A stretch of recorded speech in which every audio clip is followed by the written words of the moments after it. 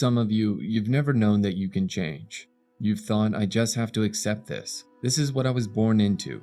This is my lot in life.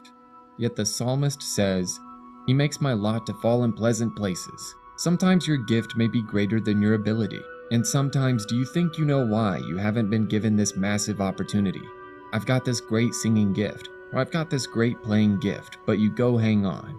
Yes, you might be gifted in that one area, but your ability to be able to hold the weight of responsibility that is needed at this point, you don't have that ability yet.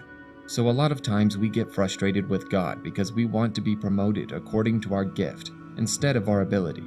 But God says no. I'm going to increase your capacity, and I'm going to increase your ability so you're going to be involved in a lot of stuff that you don't think is that important, but you don't realize I'm building your resilience.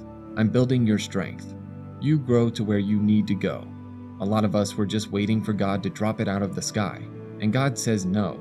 I want you to flourish. I want you to multiply. I want you to be fruitful. No, I don't want you to bear a little bit of fruit. I want you to bear much fruit. But you're going to have to grow to where you need to go. Some of you are so busy praying, and God's saying get off your knees and start working.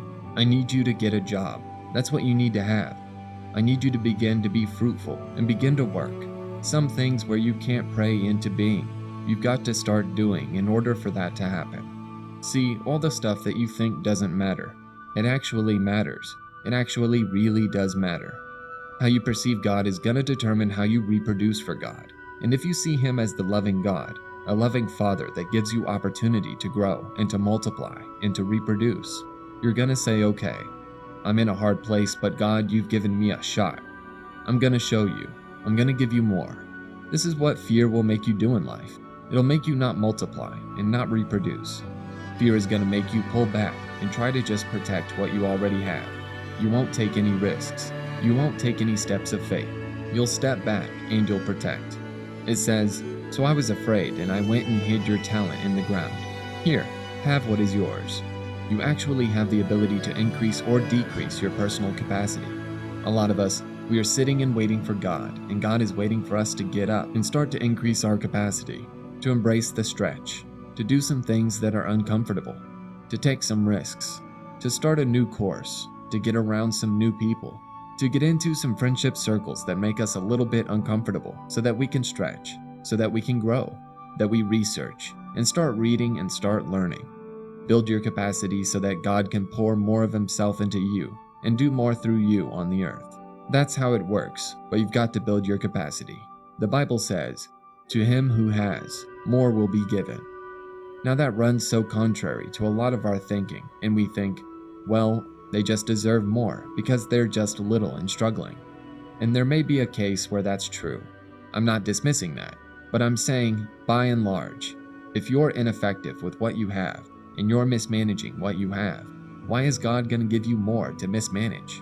He's not going to do that. You're not responsible for anybody else's life. Each one of us wants to hear, Well done, good and faithful servant. Our own well done. That's what it comes down to. Do you sometimes feel like nothing significant is happening in your life? Like you're just stuck? Well, then it's time to change things up. Because you were never meant to live a life in part. You were meant to move forward. Philippians 4:6. Do not be anxious about anything, but in every situation, by prayer, petition, with thanksgiving, you present your requests to God. In a day that is full of anxiety, full of depression, full of worry and terror, I think a very big aspect of our testimony in the days in which we live is that we are going to be able to hold our peace because we truly trust God, because we go to God in prayer. Sometimes it's best to say things out to God. I'm making a decision that I'm not going to be anxious about my situation anymore. But Father, I've made my request known to you. I've brought it before you. I lay it at your feet and I trust that you're working for it.